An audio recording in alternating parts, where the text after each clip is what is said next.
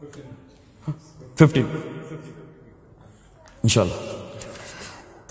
மனைவியுடைய கடமை. அல்லாஹ் ரப்புல் ஆலமீன் ஒரு பெண்ணுக்கு இந்த உலகத்திலே பெற்றோர்களுக்கு பணிவிடை செய்வதற்கு பிறகு அல்லாஹ் ஆக்கிய மிக முக்கியமான கடமை கணவனுக்கு பணிவிடை செய்வது. அல்லாஹ்வுடைய தூதர் முஹம்மது ரசூலுல்லாஹ் ஸல்லல்லாஹு அலைஹி வஸல்லம் அவர்கள் சொன்னார்கள், நான் இந்த உலகத்திலே ஒருவருக்கு சஜ்தா செய்யுமாறு ஒருவரை பணித்திருந்தால் கணவனுக்கு மனைவியை சஜ்தா செய்யுமாறு பணித்திருப்பேன். இதை விட என்ன வேண்டும்? முஹம்மது ரசூலுல்லாஹ் ஸல்லல்லாஹு அலைஹி வஸல்லம் அவருடைய இந்த வார்த்தையை விட என்ன வேண்டும்? பெண்களே, ஒருவருக்கு சஜ்தா செய்யுமாறு பணித்திருந்தால் மரியாதை நிமித்தமாக கணவனுக்கு சஜ்தா செய்யுமாறு என்னுடைய சமூகத்துடைய பெண்களை பணித்திருப்பேன்.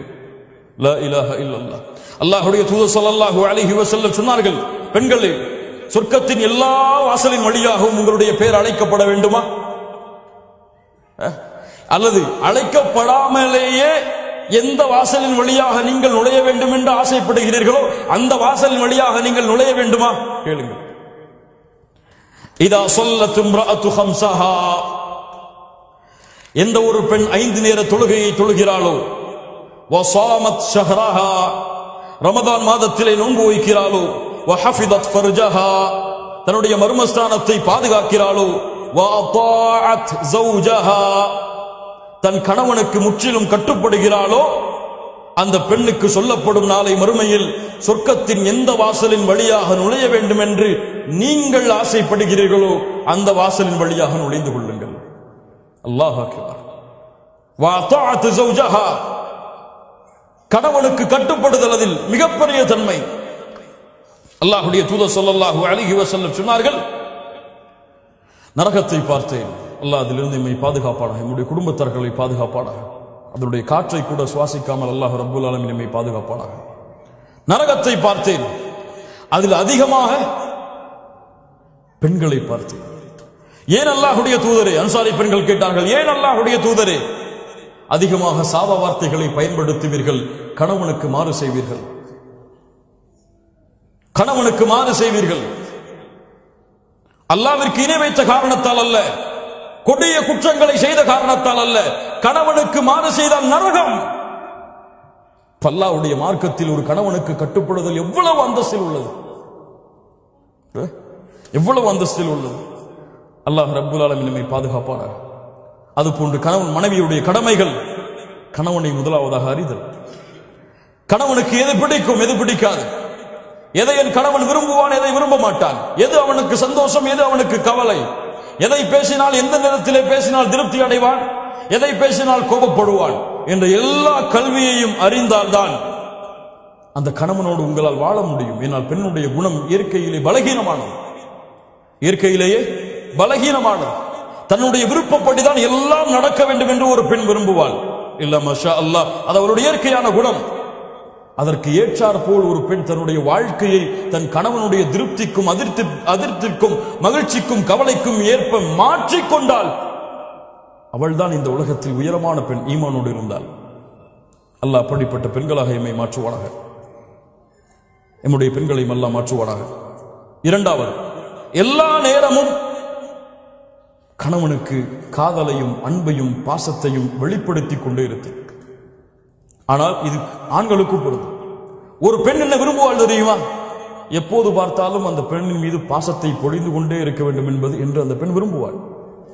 அந்த பெண்ணுக்கு அவருடைய தேவை, அந்த பெண்ணுடைய செயல்களை நீங்கள் புகழ்ந்து கொண்டே இருக்க வேண்டும். ஒவ்வொரு முறை சமைக்கும் பொழுதும் உங்கள் மனைவி விரும்புவாள், இந்த சமையலை நீங்கள் நன்றாக இருக்க வேண்டும், நன்றாக இருக்கிறதம்மா என்று சொல்வதை.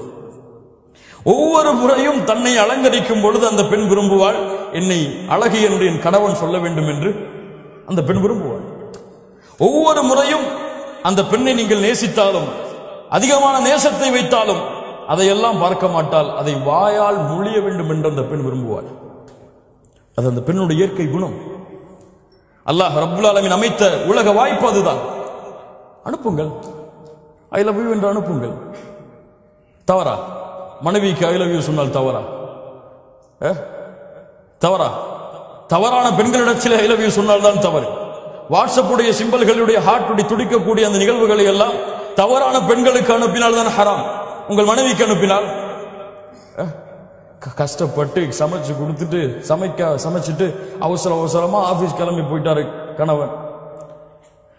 சமைச்சதை ஒன்னும் சொல்லலையேன்னு எதிர்பார்த்துட்டு அவன் ஆபீஸ் போய் சேர்ந்ததுக்கு பிறகு நிதானமா அஸ்ஸலாமு அலைக்கும் வரஹ்மத்துல்லாஹி வபரகாத்துஹு முழு சலாம சொல்லி அந்த அன்பை எதிர்பார்த்துட்டு இருப்பா. என்ன இப்பதான் வந்திருக்க, 1000 வேலை இருக்கு, அப்புறம் பேசுற. சரி மதியம் என்ன சமைப்போன்னு கேட்போம். அதான் சொல்லிட்டேன், அப்புறம் பேசுற, வேலை இருக்கு. லா இலாஹ இல்லல்லாஹ். ஒரு மனைவியுடைய உள்ளத்தை காயப்படுத்துகிறாய், அல்லாஹ் இதை பொருந்திக் கொள்வானா? உன்னுடைய அன்பை எதிர்பார்த்திருக்கிறாள், அன்பை எதிர்பார்க்காதவர்களுக்கு அன்பை கொடுக்கிறாய். அவ்வளவு கோபத்தில் இருந்தாலும் மேனேஜர் வந்துட்டான், சார் சொல்லுங்க சார், ஐ வில் டு, இப்ப முடிச்சிடறேன். லா இலாஹ இல்லல்லாஹ், லா இலாஹ இல்லல்லாஹ். யோசித்து பாருங்கள் மூமின்களே, இதுவெல்லாம் நம்முடைய வாழ்க்கையில் நடக்கக்கூடிய நிகழ்வுகள். நாம் இதில் பங்கு கொண்டிருக்கிறோம். அந்த மனைவியுடைய உள்ளம் நிறைந்து விட்டால் உங்கள் மீது அவள் அன்பை காட்ட மாட்டாளா, பாசத்தை காட்ட மாட்டாளா? அன்னைக்கு மதிய சாப்பாடு அவ்வளவு அவ்வளவு அற்புதமா இருக்கும். சொல்லி பாருங்க, காலை சாப்பாடு இந்த மாதிரி நான் சாப்பிட்டது இல்லம்மா என் வாழ்க்கையில சொல்லி மனைவி மதியம் அந்த சாப்பாட்டை எப்படி செய்வாங்க? காலையில போகும்போது இதெல்லாம் என்ன, ஒரு ஹோட்டல்ல போய் சாப்பிட்டு போயிருக்கலாம்னு நீங்க போனீங்க, மதியம் உப்பு கூட இருக்காது. நைட்டு அவ்வளவு பசியில வருவீங்க, ஏதாவது குடும்பம்னு சொல்லி. அப்பதான் நமக்கு நோஞ்சி எல்லாம் முடிஞ்சு போய் கஷ்டப்பட்டு வருவோம். அப்போ அப்பாங்க பாருங்க, லா இலாஹ இல்லல்லாஹ், அல்லாஹ் ரப்புல் ஆலமீன் நம்மை பாதுகாப்பானாக. சதா நேரமும் அன்பையும் பாசத்தையும் இருவரும் பரிமாறிக்கொண்டே இருத்தல். மனைவி கணவனுக்கு கொடுத்தல், கணவன் மனைவிக்கு கொடுத்தல். இருவரும் அன்பையும் பாசத்தையும் வெளிப்படுத்திக் கொண்டே இருத்தல். சொல்லுங்கள், எவ்வளவு முறை வேண்டுமானாலும் சொல்லுங்கள். இப்போ போய் ஐ லவ் யூ அனுப்புவீங்கன்னா சந்தேகப்படுவாங்க. அதான் முதல்ல நம்ம கன்ஃபார்ம் பண்ணிக்கணும். வாயால சொல்லிட்டு அதுக்கப்புறம் வாட்ஸ்அப்ல அனுப்புங்க. வேற யாருக்கும் மாத்தி அனுப்பிட்டாங்கன்னு சொல்லி வேற மாதிரி சந்தேகம் வந்துடும். சொல்லி பல நாள் ஆச்சு, பல வருஷம் ஆச்சு இல்ல, எப்போ சொல்லியிருப்போம்? கல்யாணம் முடிக்கிறதுக்கு முன்னாடி பேசி வைக்கும் போது 1000 முறை போயிருக்கும். அந்த காலத்திலேயே டெலிகிராம்லையும் தந்தியிலையும். திருமணம் முடிச்சதுக்கு பிறகு அந்த வார்த்தை இருக்குதான்னே நமக்கு மறந்துடும். பலருக்கு இல்ல. மஷா அல்லாஹ், அல்லாஹ் பாதுகாத்தவர்களை தவிர. அல்லாஹ் நம்முடைய வாழ்க்கையை மகிழ்ச்சியாக ஆக்குவானாக.